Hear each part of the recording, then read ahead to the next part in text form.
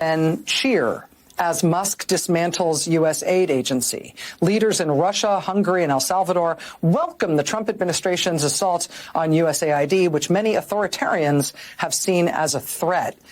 We've also, of course, seen the Kremlin cheering Elon Musk at destroying this agency. Why do authoritarian leaders hate USAID so much? Well, I think for a couple of reasons. They don't like democracy. They want the United States ultimately to fail and our model to fail. And they recognize something that clearly some in the U.S. don't yet recognize, which is how vital USAID is to advancing U.S. interests. And American strength resides in the goodwill we buy, but also our security resides in our ability to squash that Ebola outbreak in Uganda, to make sure that those flights that come from Kampala don't contain people with Ebola who bring that disease elsewhere. So they root against America, they root against democracy, therefore they root against USAID and are thrilled that it's the United States government itself that is taking this agency off the field. But the other reason they're cheering is that USAID does really important democracy work, really important anti-corruption work, supporting independent journalists, training them to make sure that they can go out and about and cast sunlight on what is going on in those countries. So a lot of the elections, for example, that Maduro stole or that Putin rigged, the documentation of that happens because brave Venezuelans or Russians are out there willing to document that, and some of that training, over the years has come from the United States and specifically from USAID. So democracy programming is a small part of the overall enterprise of development and humanitarian response, but it's one that definitely gets under the skin of the dictators. So there is a lot of misinformation. It's all misinformation about what USAID does, about the lion's share of the investments that we make overseas, about who we're helping. Yeah, there's a lot of misinformation, lady. We're just looking at the numbers. By our own, the goodwill we can buy, independent journalism, keeping democracy alive. Natalie Winters.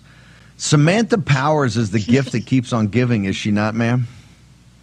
Well, I think they've been giving a little too much to foreign countries that hate us, and they've been, I think, enriching themselves off of that giving. I have to say, democracy work has to be just the nicest euphemism I've ever heard for regime change and color revolution in favor of the deep state, the ruling regime back here at home in the United States of America. And by the way, just a second, I'm so glad that we can now say elections have been stolen and rigged, and I'm so glad that we're funding journalists to expose that fraud. I guess you can't do it here in the United States, but you can do it in every other foreign country. But I want to link this back to Norm Eisen, because this actually really gets to the heart of something we were talking about 2 days ago, Steve, which is that Democracy Playbook 2025, the third edition that they put out just 3 days before President Trump was sworn in. Sort of the idea that I think undergirds most of the resistance, which is that they have to frame President Trump as an authoritarian dictator, as an autocrat, as part of this democratic backsliding, right? Democracy is in danger because it therefore then justifies their sort of outside of the system change, frankly, the revolution, the color revolution that they want to wage against democratically elected politicians like they've done internationally. That was what this strategy was originally developed for. And the long-winded quote that I read where they talk about the way that they will push back against President Trump is quite literally by saying that they will not only collaborate with international entities, but more precisely that they were looking to USAID, specifically a program called the Organized Crime and Corruption Reporting Project, to be responsible for sort of bankrolling the slush fund that is they refer to as independent media, right, like a watchdog. But this is where this story gets even more interesting and dovetails with some wonderful reporting from Michael Schellenberger today, which is that people may recall from the first impeachment, like I said, it's always pattern recognition, that the CIA analyst, aka whistleblower, who was sort of the ground zero for that first impeachment inquiry over the Zelensky phone call, well, that was someone whose source was actually that very same program, that Organized Crime and Corruption Reporting Project. In other words, the USAID was bankrolling the dossier, much like the Steele dossier, the whole Russiagate stuff, that led to the first impeachment of President Trump. And here's the issue, right? OCCRP, this entity, is funded over half, I believe, by USAID, the rest of it's basically other U.S. government agencies. But here's where it gets really dark. Because right now, Ukraine, there's reporting 9 out of 10 media outlets in Ukraine are funded by USAID.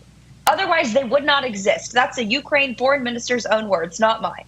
Norm Eisen has been screaming in the Brookings Institution and the mainstream media. There's a piece we can put on screen, quote, investigative journalism is essential for Ukraine reconstruction and anti-corruption.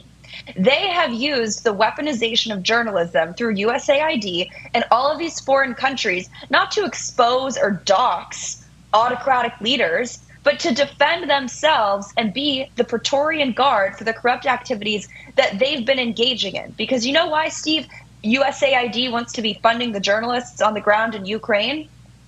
Because they want the concept of controlled opposition. They don't want the audits. They don't want actual reporters who are going to be digging in to the what? I guess it's now just $77 billion, but what was nearly $200 billion in aid. They want to be controlling the journalists, controlling the messaging, and USAID has been the platform through which they've done that, just like they tried to control President Trump with the first impeachment. But now they know Ukraine audits are probably coming. That gravy train's ending. So they are in full-blown meltdown and panic because they know that they're not going to be able to control the narrative.